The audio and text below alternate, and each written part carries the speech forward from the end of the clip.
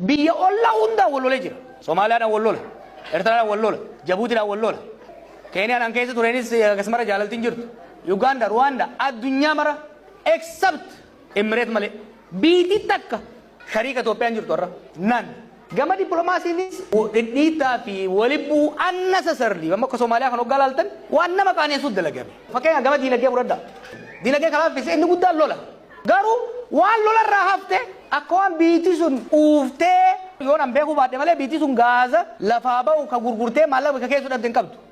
Masaraa mootummaa ittiin jaara. Riizoortii isaa fi namoonni muraasni qofa itti bashannan ittiin jaara.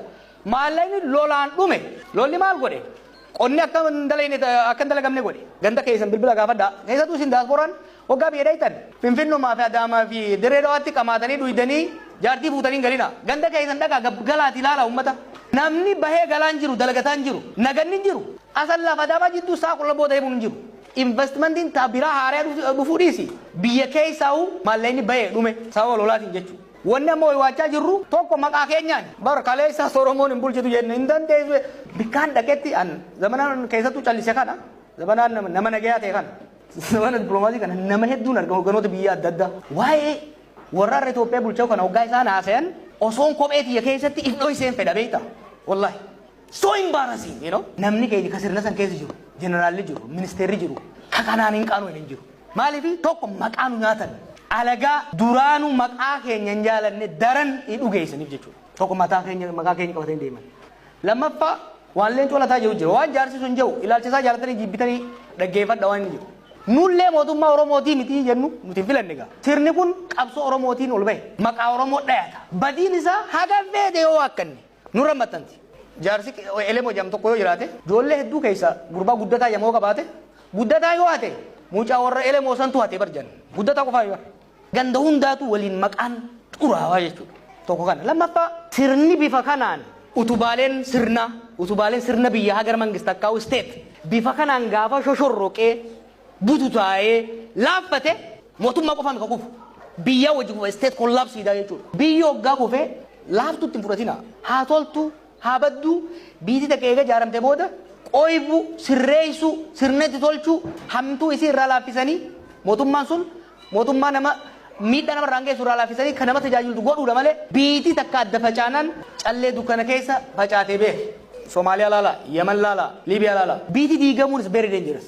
Kanaaf ammoo inni lallabaa jiru maali?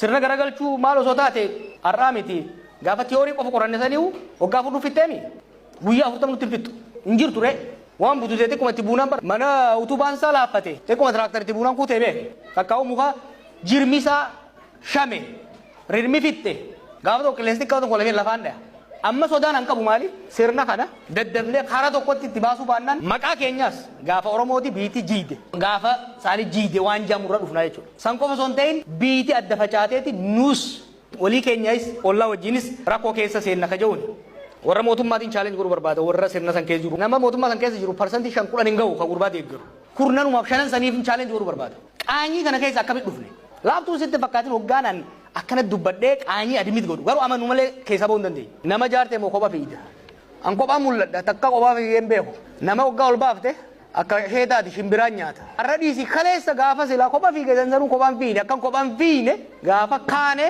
Oromiyaa guutuu ganda waggaa sochoofnu lafatti mi bara built that waan qeerroon hojjete san yeroo meeqan Keeniyaa dhaqee yeroo meeqan biyya meeqa dhaqee bara san keessatti ijoollee leenjisaa turan jaaraa ture gaafa Singapore baradhu irraa kaasee hanga Ameerikaa jiru hanga paaspoora kiyyanarraa fudhatanitti every year Itoophiyaan deeman ture qorannoodhaaf jedhee nin qoradha nin leenjisa nin jaara amma faamoo akka ajaa'ibaatti jirra beek maal seete Itoophiyaa tana dur hoggaan biyya alaa ture fagoo irraa ilaala akkan tana dubraa takkatti hoggaan biyya gane bira dhaqeetiin kakkabadhee arge hoggaan hidhamu macaroo keessaa hin ol arge beek miilarraa hanga mataatitti jaarree jira nama sammuu jaarre nama waan tokko amma ooyoo akkana godhan warra kaan isinirraa fudhata an biyyaan nu harkaa diigamaa sodaadha malee amma booda kabalanii nu harkaa fuudhanii yaadinaa sun we have built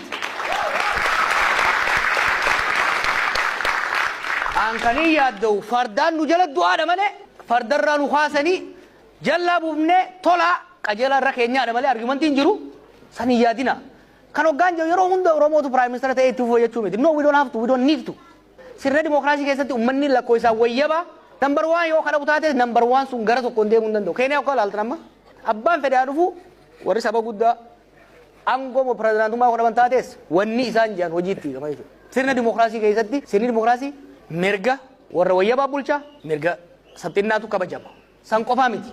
Mirga qofa osoo hin ta'in lakkoofsi dimookiraasii keessa waa lamaatu murteessaadha jedha. Lakkoofsa namaa fi maallaqa. Nuti lakkoofsa ni qabna maallaqa irratti dalaguu qabna. Maallaqa irratti dalaguudhaan immoo siyaasa wal qixxeessuu qabna jechuudha.